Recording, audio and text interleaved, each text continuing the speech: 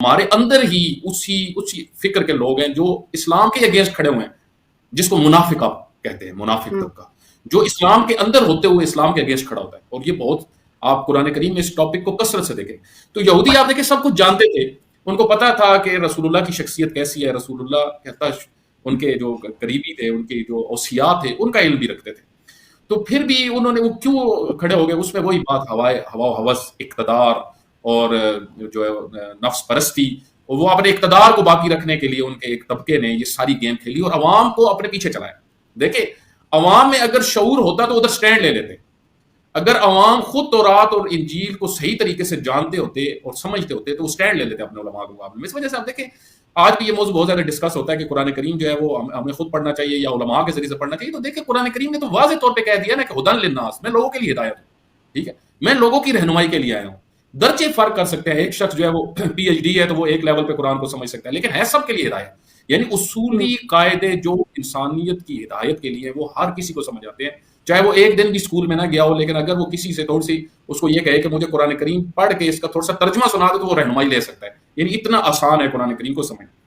آپ دیکھیں کہ امام خمینی رحمۃ اللہ علیہ جو ریولوشن کی بات کی انہوں نے کہ ساتھ دینا اور شعور کتنی مہم چیز ہے، امام خمینی رحمۃ اللہ علیہ در حقیقت جن استعماری طاقتوں کے مقابل میں کھڑے ہوئے تھے وہ وہی ہیں کہ جو آج پوری دنیا کے اوپر اس طریقے سے مسلط ہوئی ہیں. اور آپ دیکھیں فلسطین کے اوپر جتنا ظلم ہو رہا ہے وہ انہی طاقتوں کی طرف سے ہو رہا ہے جن کے خلاف امام خمینی نے آواز اٹھائی تھی.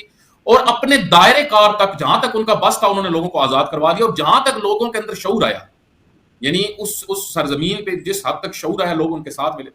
آپ بہت سارے علماء سے پوچھ لیں یہ بات جو ادھر تھے جس وقت امام خمینی رحمۃ اللہ علیہ فرماتے تھے کہ باہر نکلو اور قیام کرو، تو مرجع لیول، مجتہد کے لیول کے لوگ ایسے تھے جنہوں نے یہ کہا کہ یہ گدے کام، لوگوں کو کہا گدے، کہ جو خمینی کی بات سن رہے ہیں یہ ایک عوام گدی ہے.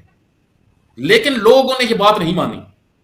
انہوں نے یہ نہیں کہا کہ یہ پیر صاحب بہت بڑے ہیں تو ہم ان کے، نہ، جب ان کو حق سمجھ میں آ گیا، درست بات سمجھ میں آ گئی، قرآن سمجھ میں آ گیا، پھر آپ دیکھیں. آپ مثلا یزید ظالم ہے یا مظلوم ہے، ٹھیک ہے، اب یہ کسی مولانا سے پوچھنے کی ضرورت ہے؟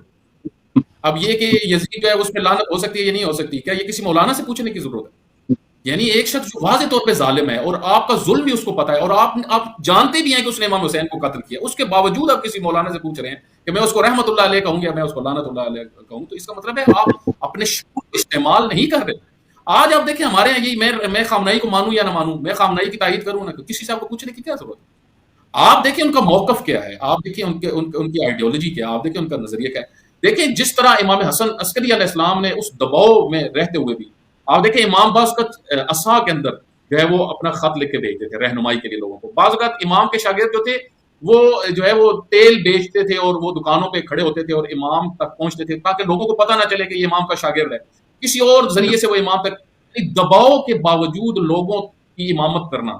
یہ اصل میں امام حسن عسکری علیہ السلام کی سیرت کا سب سے بڑا پہلو. اور آپ دیکھیں انقلاب اسلامی اس کی تجلی ہے، جس طرح آگے محسن بھائی بات کر رہے تھے نا کہ دباؤ میں آج آپ دیکھیں آپ کے اوپر میرے اوپر کوئی ایک اقتصادی دباؤ ہو گھر میں، ہمیں سمجھ میں نہیں آتی ہم اپنے معاملات کیسے لے کے چلیں، درس نہیں ہوتا، بات نہیں ہوتی، صرف آپ کے اوپر فائنینس کا ٹینشن ہو، مطلب بچوں کی فیس دینی ہے، یہ مسئلہ ہو گیا وہ مسئلہ ہو گیا، تو آپ کے اوپر اتنا. آپ دیکھیں ایک ملک جس کے اوپر ہر شیطانی طاقت اور اپنے بھی اپنے پرائے سارے اپنے بے رخی کیے ہوئے ہیں، ٹھیک ہے، پرائے جو ہے وہ دشمنی کر رہے ہیں، اس کے باوجود انہوں نے سٹینڈ لیا ہوا ہے اور وہ اس دباؤ کے باوجود امامت کر رہے ہیں. دیکھیں امامت یعنی جس طرح علامہ اقبال نے فرمایا نا کہ سبق پھر پڑھو عدالت کا، شجاعت کا، امامت کا. یہ امامت کیا ہے؟ یعنی تمہیں اللہ تعالیٰ نے امت محمدیہ کو جو خیر البریہ ہے اور وہ امت محمدیہ وہ اس درجے تک پہنچ سکتی ہے کہ وہ پوری دنیا کی رہنمائی کرے، پوری دنیا کی گائیڈر بنے، اگر وہ ہی محکوم اور غلام بن جائے اور تماشائی بن جائے جس طریقے سے آج مسلمان بن چکے. اور اس پہلے ہمارے بھائی نے جو کال کی تو اس کا وہ بھی یہی بات کر رہے تھے کہ یہ سارے خاموش دیکھ رہے ہیں سب کچھ اور ہم بھی اب سب کچھ برداشت کر رہے ہیں.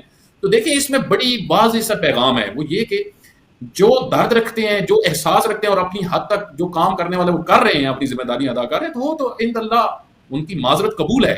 یعنی اللہ تعالیٰ ان کو تو کوئی عقاب نہیں کرے گا، ٹھیک ہے. لازم بات ہے ہر کسی کو دکھ ہوتا ہے، ہر کسی کو تکلیف ہوتی ہے. اصل بات تو یہ ہے کہ جو کچھ نہیں کر رہا، جو مثلا صحافی ہے اپنی ذمہ داری ادا نہیں کر رہا ہے، جو میڈیا میں بیٹھا ہوا ہے وہ بجائے یہ کہ حق کا ساتھ دے، حق کے ساتھ دینے کی وجہ سے شیعہ سنی دیکھ رہا ہے. دیکھیں یہ بھی ایک بہت بڑی مشکل ہے ہماری. ہم اتنا زیادہ فرقہ پرستیوں میں اور فرقہ واریت میں، یہ بھی دشمن کی چال ہے. दुश्मन ने हमें, आप देखिए इमाम हसन अस्करी अलैहिस्सलाम का मैं फरमान यहाँ पे बयान कर दूं, बस मेरे पास थोड़ा सा वक्त है। देखिए इमाम अलैहिस्सलाम की मारूफ हदीस है, इमाम ने फरमाया कि अपने बरादरान के जनाजों में शिरकत करो, उनके जो है वो इयादत के लिए जाओ, कोई मरीज हो गया, यानी ये ताल्लुक रखो, जोड़ के रहो, आपस में दुश्मन के खिलाफ खड़े हो। यानी ये जनाजों में शिरकत करने का माना ये है, और उनके लिए इयादत, यानी तुम करीब रहो उनके, दूरियां नहीं होनी चाहिए, क्योंकि इन दूरियों से दुश्मन फायदा उठाता है। लेकिन दुश्मन हमसे कब फायदा उठाता है, जब वो देखता है कि इनके अंदर फासले हैं। क्यों आयतुल्लाह सिस्तानी फरमाते हैं कि अहले सुन्नत हमारे भाई नहीं हमारी जान है? कभी हमने इस जुमले के ऊपर सोचा? क्यों रहबर मौज़म फरमाते हैं कि अहले सुन्नत के मुकद्दसात की तौहीन हराम है? क्यों? क्योंकि आप जब किसी के मुकद्दसात की तौहीन करेंगे तो डिस्टेंस आ जाएगा, और ये डिस्टेंस जो है इससे दुश्मन फायदा उठाए। आपने एक तो सारों को साथ लेके चलना है, रहबर के पैरवी में वक्त गुजारना है। अगर आज अगर हम सैयद अली खामनाई का साथ नहीं दे सकते, उनके लिए हक आवाज नहीं उठा सकते, क्या इमाम हसन अस्करी अलैहिस्सलाम का हम साथ देते हैं? क्या हम इमाम हुसैन अलैहिस्सलाम का साथ देते? वो तो यजीदियत थी, जहां पे आपको घर में बैठे हुए खतरा है। आज तो मैं घर में बैठे हुए खतरा नहीं, मैं भी बात कर रहा हूँ, मुझे तो कोई खतरा नहीं है, ठीक है। मोहसिन भाई बात कर रहे हैं कि इनको कोई खतरा नहीं है, लेकिन एक जमाना वो था जहां पे आप बात करेंगे तो आपकी जान जाती थी, आपकी जान खत्म हो जाती थी। लेकिन हक वालों ने, आयमा ने वहां पे, आप देखें, मैं आखिरी बात करूं, आयमा ने वहां पे भी अपने शिया को, जहां पे वाजिब है बोलना, वहां पे तकिया का हुक्म नहीं दिया।